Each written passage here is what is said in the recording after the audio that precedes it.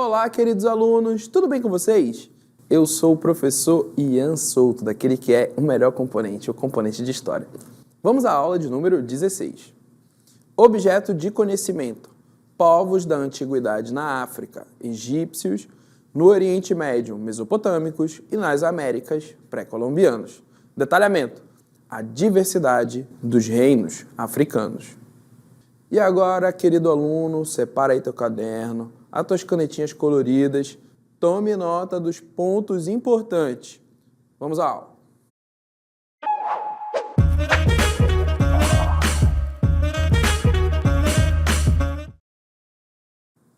Queridos alunos, iremos falar desse continente, que é um continente, muito próximo ao nosso país, que é o Brasil. Tá? Então, falar do continente africano é falar da diversidade entre os povos que lá viviam e vivem.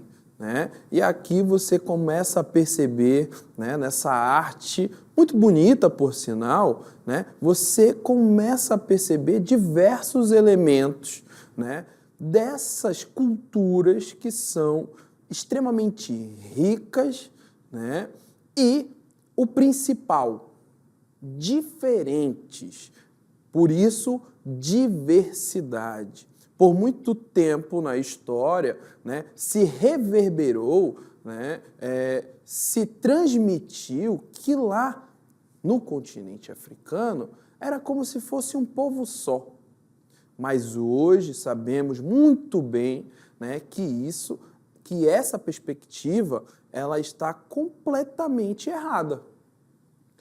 O continente africano ele é extremamente diverso, rico, diferente, tá bom? E na nossa aula iremos abordar um pouco dessa diversidade, tá? Que é uma diversidade riquíssima e extremamente importante para compreendermos.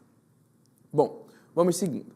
A diversidade entre os povos africanos. Às vezes, falamos da África como se todos lá tivessem a mesma cultura, mas isso não é verdade. O que torna a África especial é que lá existem diversas culturas, e não somente nos dias atuais, mas desde os tempos antigos. Tá? Desde muito antes com o contato com os povos europeus, esse continente já fervilhava na produção cultural, na organização social. Então, na África, as pessoas, o povo que lá vive, falam mais de 1000 idiomas diferentes.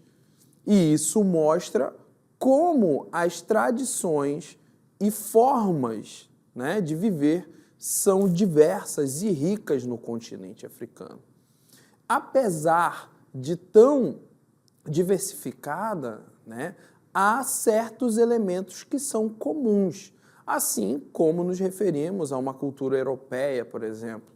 Ainda que sejam tão distintos os modos de vida na França, na Rússia, por exemplo, podemos falar da cultura africana. Então, assim como em outras partes do mundo, apesar de diverso, existem ali elementos que unem esses povos, mas a diversidade ela é extremamente difundida, na verdade dividida por todo o território. Afinal de contas, o continente africano, pela sua extensão e até mesmo por diversos climas que existem nesse continente, exigem adaptações diferentes, modos e costumes de lidar com a natureza. E isso, é claro, vai tornando ainda mais os povos que lá vivem diversos e diferentes entre si. Olha, nos dias atuais, hoje, a África tem 54 países, mas essas fronteiras nem sempre foram assim. No século XIX, os europeus que colonizaram esse território decidiram como os países deveriam ser, né, e neles não levar em conta essa diversidade e, muito pelo ao contrário, desenhar essas fronteiras ao bem-querer. E, muito por isso, né, você tem conflitos até hoje.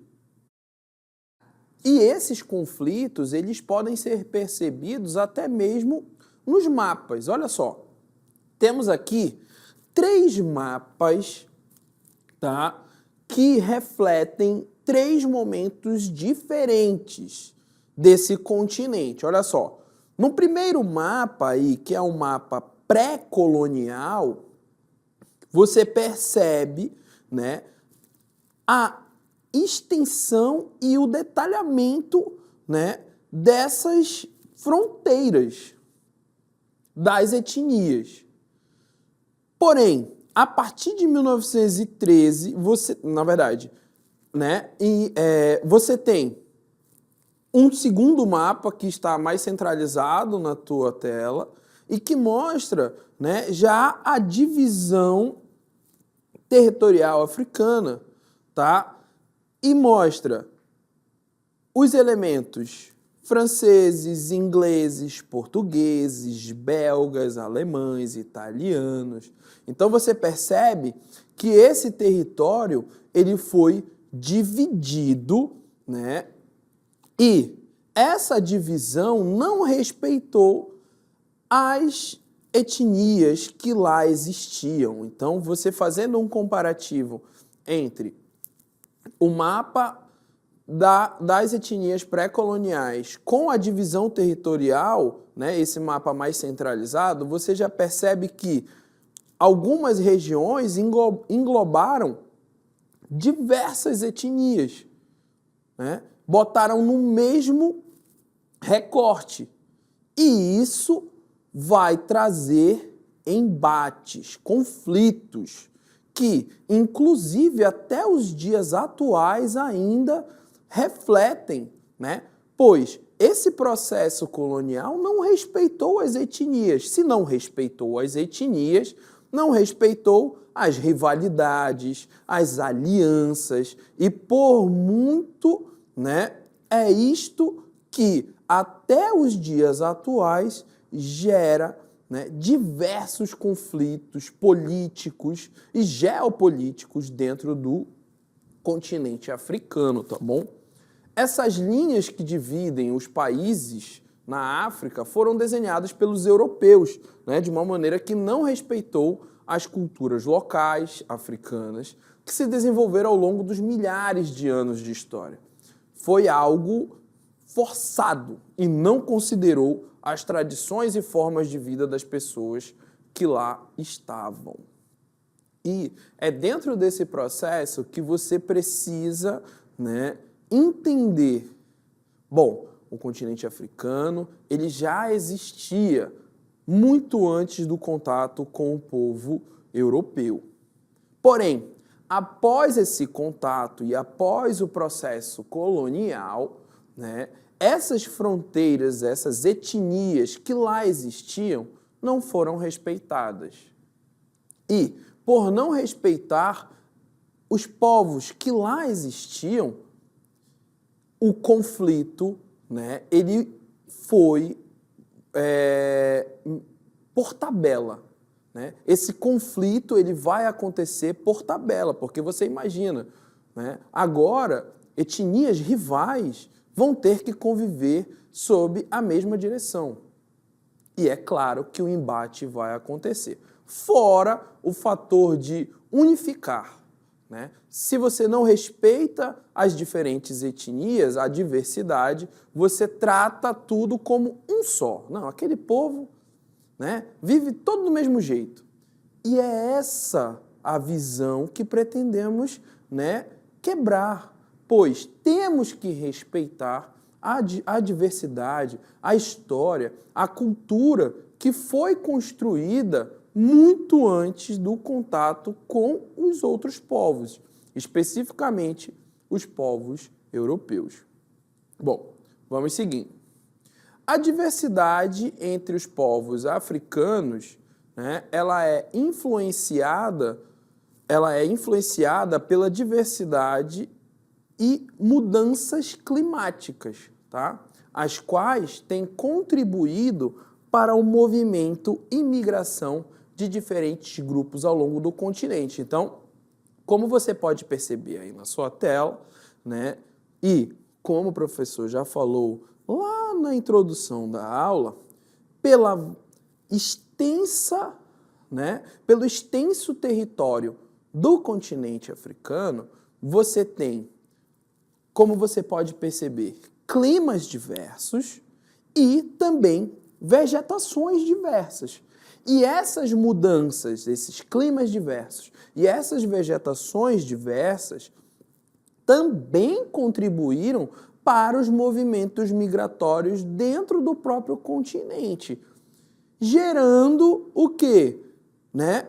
Ainda mais essa diversidade cultural, pois os povos, dependendo, né, da sua posição geográfica dentro do continente, eles vão adotar, né, medidas para sobreviver, pois nem sempre aquele ambiente é um ambiente propício. Então você tem aí a capacidade, né, a inteligência humana desses povos para criar adaptações, né, para coletar mais água em terrenos mais áridos, né? Ou, né, estilos de caça para abater ali, né, o animal para consumo. Então, é dentro desse processo, né, que a diversidade ela também, né, vai ser impulsionada diante da vastidão do continente africano.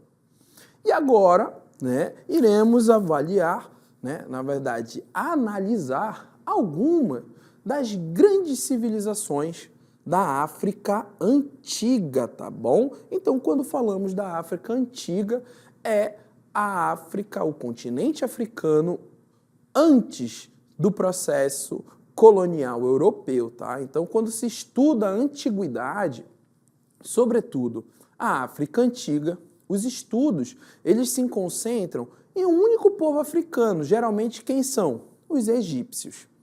No entanto, né, ao passo que se desenvolvia a civilização egípcia, você tem núbios, axumitas, cartagineses, que também faziam a sua história e constituíam reinos, impérios e civilizações, tá bom? Alguns desses países, eles já foram reinos ricos e poderosos. E agora nós vamos conhecer, né, essas grandes civilizações da África, centradas, sobretudo, na região mais ao norte e oriental do continente. Vamos, né, à civilização egípcia, né, a civilização egípcia que durou aí cerca de 3 milênios, desenvolvendo-se ao longo do delta do Rio Nilo. Após a unificação por Menes, o Egito não dependeu apenas do Nilo, sendo resultado de ações humanas para superar desafios ambientais. Então, a civilização egípcia, né, como agora estou aqui nesse cenário maravilhoso, você percebe que elementos dessa sociedade se perpetuam até os dias atuais, pois de vasta era, né? Muito vasta é a produção cultural, a riqueza desse povo, então, que deixou aí, né, objetos, edificações que são estudadas diariamente pela arqueologia para entender como funcionava essa sociedade, né, esse povo egípcio. Então você percebe que eram sociedades extremamente complexas. E sabe um ponto importante? Por vezes, né, você, querido aluno, acaba pensando que o Egito não fica no continente africano, pois por muito tempo associou-se o continente africano com pobreza, né, com falta de organização, e isso não é correto. Então, por muitas vezes, as pessoas confundem, né, e pensam que o Egito fica na Europa, devido à sua vasta produção, né, produção de edificações, produção cultural. né, produção de tecnologia, né, conhecimento astronômico. Então, né, você, querido aluno, sabe muito bem agora que o Egito não. O Egito, né, uma sociedade extremamente complexa e que estava localizada onde? No continente africano. O Egito foi o primeiro estado africano a usar a escrita e desenvolver um sistema avançado de irrigação e administração pública, né, inclusive cobrando impostos. Liderado pelos faraós, essas estratégias foram essenciais para sobreviver e prosperar na região do Rio Nilo. Perfeito! Olha só, e agora, né, que já passamos pelos povos egípcios, né, pelo povo que viveu no Egito, agora vamos à civilização da Núbia. A civilização da Núbia, né, surgiu cerca de 4.000 anos antes de Cristo, no deserto do Saara, tá bom? Beneficiando-se do Rio Nilo. Similar ao Egito, os núbios construíram diques e canais para controlar as cheias e garantir boas colheitas. Então você percebe aqui no mapa, né, onde está marcado aqui em verde com um círculo vermelho a localização da Núbia e como, né, você já associa a aulas anteriores a importância do Rio Nilo, pois o Rio Nilo, né, ele trazia consigo, você já sabe muito bem, eu tenho certeza que você já falou aí, né, aquele material que enriquecia o solo, o humus, né? Então a Núbia também, né, esse povo, ele também, né, soube lidar muito bem com as cheias do Rio Nilo, prosperando assim, né, as grandes colheitas. Então você tem aí uma prática da agricultura muito bem estabelecida. Cerca de 2.000 anos, né, as comunidades da Núbia foram unificadas sob um rei, dando origem ao reino de Kush, um dos primeiros reinos negros africanos, né? Então vale ressaltar essa relação entre a Núbia e o reino de Kush. Olha só, o reino de Kush, ele é muito caracterizado pelo ouro, tá? O ouro de Kush enriqueceu o Egito, mas os cuxitas se tornaram uma ameaça, levando os egípcios, né, por volta ali de 1500 a.C., a ocupar o reino de Kush, iniciando a egipcianização da região, com adoção da religião, culto às divindades egípcias e construção de pirâmides. Então você percebe que muito antes do contato com os povos europeus, dentro do continente africano, você já tinha disputa de poder, disputa entre reinos, né? E também vale ressaltar a disputa por mercados, tá? Dentro desse processo, dessas sociedades complexas, você vai ter, né, um processo de trocas, e esse processo de trocas, né, ele já era muito bem estabelecido até mesmo com sociedades da própria Europa, né? Você vai ter os gregos, né, fazendo já essas trocas comerciais muito bem estabelecidas. Afinal de contas, o continente africano, né, ele era o responsável pela grande produção de grãos, então você tem aí essa relação, tá bom? Além do reino de Kush e dos egípcios, nós temos também o Império Axumita. O Império de Axum, precursor do Império Etíope, né, ou aquilo que conhecemos hoje como a Etiópia, foi um dos 4 grandes impérios do final da Antiguidade, tá? Juntamente com Roma, Pérsia e China. Então, o Império Axumita, ele entra, né, dentro dessa categoria dos grandes impérios da África Antiga, tá bom? Vale ressaltar que lá no século X, tá, antes de Cristo, a mitologia etíope do livro de Quebra-Negar, afirma que a rainha de Sabá, Maqueda, né, viveu na região. E acredita-se que a família imperial da Etiópia e os imperadores de Axum descendem de Menelik I, filho da rainha de Sabá e do rei Salomão. Então você percebe, né, essa relação também, não somente fechada, né, e cercada com o continente africano, muito pelo contrário, também você, né, consegue perceber através da mitologia que existe aí relação com outros continentes, tá bom? A dinastia governou a Etiópia por aproximadamente 3.000 anos, encerrando somente em 1974 com Haile Selassie. Tá? A expansão de Axum começou no século I depois de Cristo, abrangendo o norte da Etiópia, Pérsia, sul da Península Arábica, né? O mais conhecido hoje como o Iêmen, e a conquista de Meroé no século IV depois de Cristo. Assim, formou-se um império que incluía terras férteis ao norte da Etiópia, né, Sudão e Arábia Meridional. No século 7 e 8 depois de Cristo, enfraqueceu-se diante da ascensão dos árabes muçulmanos, tá bom? O Império de Axum e mais tarde o Império Etíope deixaram uma riqueza diversificada para a posteridade.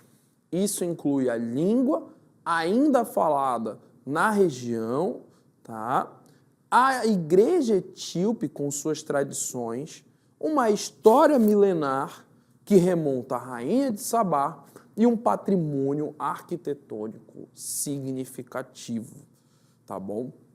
E dentro desse processo de compreender essas grandes civilizações da África Antiga, dentre elas, além do Egito, você tem uma que vai, né, ser muito mencionada também quando falamos da história da Grécia, que é o Império de Cartago. O Império de Cartago, cidade-estado fundada pelos fenícios no século 9 a.C., situava-se bem ao norte da África, próximo a onde hoje é a atual Tunísia. Ao longo de mais de 600 anos, exerceu controle político sobre grande parte do próprio Mediterrâneo, dominando as suas rotas marítimas, tá? A prosperidade desse império, ela gerou conflitos com Roma, resultando na tão conhecida nas guerras púnicas, tá? Após a Terceira Guerra Púnica, lá por volta de 146 a.C., Cartago foi destruída com seu solo salgado para impedir qualquer crescimento. Assim, encerrou-se o império e a hegemonia cartaginesa na região. Então, Cartago aí, né, se destacou principalmente por ser um império voltado às rotas marítimas, né, fazer esse câmbio, esse intercâmbio, né, de mercados, trocas comerciais e, né, Cartago tomou tanta proporção, né, que houveram guerras para, né, cessar esse crescimento, tá bom? Bom, além de falarmos do continente africano na antiguidade, também temos que falar da África na Idade Média, tá? Durante o período que chamamos de Idade Média, tá? Ali entre os séculos 5 depois de Cristo e 15, poderosos estados se desenvolveram na África Ocidental e, por sua enorme riqueza, tornaram-se o principal eixo de comércio entre o Mediterrâneo e o interior da África. O reino de Gana, tá? Foi um desses grandes impérios, riquíssimo, principalmente em ouro, que se desenvolveu fora do litoral africano, né? Perto já do deserto do Saara, e teve importância fundamental para o comércio entre o Mar Mediterrâneo e o interior da África. Seu ápice foi entre os anos de 700 depois de Cristo e 1200, né? Ou seja, durante esse período da história que chamamos de Idade Média. O reino de Gana ocupou parte significativa do continente africano e o seu declínio está ligado à sua resistência ao processo de islamização, tá? Resultando na perda de poder. Além do Império de Gana e do Reino de Gana, temos também o Império de Mali. Após anos de guerras, né, em 1235 d.C., os mandingas de Mali conquistaram o território do antigo Império de Gana. Mali se tornou herdeiro do Império de Gana, pois passou a controlar todo o comércio local. O ouro de Mali, ele era vital para esse comércio mediterrâneo, tá bom? Durante uma peregrinação, Mansa Musa presenteou tantas pessoas com ouro no Cairo que seu valor diminuiu por mais de 10 anos, tá bom? Mali declinou no final do século XIV d.C. por disputas internas e ataques de outros povos. No século XV d.C. foi conquistado pelos Songais, tá bom? Durante a expansão marítima, os portugueses encontraram Mali já em decadência. Além de todos esses reinos e impérios, nós temos cidades, né, que formaram-se com a civilização iorubá. Olha só, lá no século IX d.C., formaram-se cidades na civilização iorubá, na atual Nigéria, onde esse povo já vivia desde o século IV d.C. Apesar de não terem unificado suas cidades, os iorubás mantiveram uma cultura comum. Tá? Os iorubás, apesar da chegada do cristianismo e islamismo, mantiveram a sua maioria fiel às antigas tradições politeístas, venerando exclusivamente os orixás como seus deuses, sem se espalhar por toda a África. E aqui nós podemos visualizar, né, alguns desses orixás, né, que estão conectados à civilização iorubá. Vale ressaltar que o Brasil, né, é a parte mundial que mais recebeu negros escravizados. Logo, essa tradição e essa cultura, né, da civilização iorubá relacionada aos orixás, ela foi se mesclando principalmente, tá, com a religião católica. Então, por muitas das vezes, esses orixás, eles também apresentam-se na forma, tá, de santos católicos, como, por exemplo, né, a figura de Ogum, tá, com o São Jorge, tá bom? Então, essa relação ela é muito intrínseca e extremamente rica culturalmente. Iorubás, chamados de nagôs, foram escravizados e levados à América, né? Onde o culto aos orixás se misturou com o cristianismo, originando esse sincretismo como o candomblé, a umbanda no Brasil e o voodoo no Haiti. Tá bom? A partir do século XV, as cidades iorubás declinaram, exceto Oio, que resistiu até o século XIX. A falta de unidade política é considerada uma das causas desse declínio, dificultando a resistência ao processo de escravização. E assim, finalizamos mais uma aula, né? Eu espero que você tenha tomado nota dos pontos importantes. E não se esqueça, o continente africano é extremamente rico culturalmente, né? Rico em produção social, cultural, política, tá bom? Assim, finalizamos a nossa aula.